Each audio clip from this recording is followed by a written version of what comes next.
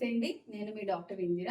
ఈరోజు క్వాడ్రుపుల్ మార్కర్స్ అనేది ప్రెగ్నెన్సీలో ఎందుకు చేయిస్తాం అనేది చెప్తున్నాను. క్వాడ్రుపుల్ మార్కర్స్ అనేది ఇది స్క్రీనింగ్ టెస్ట్ అన్నమాట.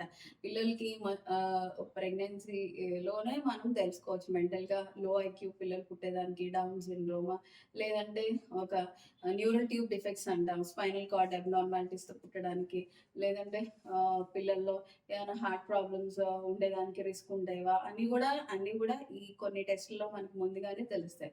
ఈ క్వాడ్రుపుల్ మార్కర్స్ అనేది ఒక 15 వారాల నుంచి 22 వారాల మధ్యలో చేయడం జరుగుతుంది.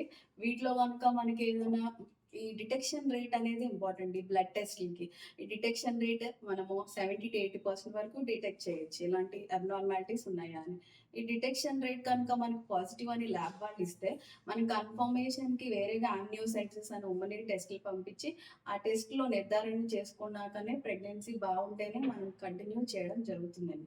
ఇదివరకు రోజుల్లో ట్రిపుల్ టెస్ట్ అనేది చేసేవాళ్ళం కానీ దానికి హై ఫాల్స్ పాజిటివ్ రేట్స్ ఎక్కువ ఉండడం వల్ల మనకి ఎక్కువ బేబీస్‌ని ఏమన్నా అనుమానంగా ఇది డౌన్ సిండ్రోమ్ ఉండే రిస్క్ ఎక్కువ ఉంటదేమో అని రిజల్ట్స్ రావడం వల్ల ట్రిపుల్ టెస్ట్ అనేది చేయడం ఈరోజు మానేసాం. Thank you.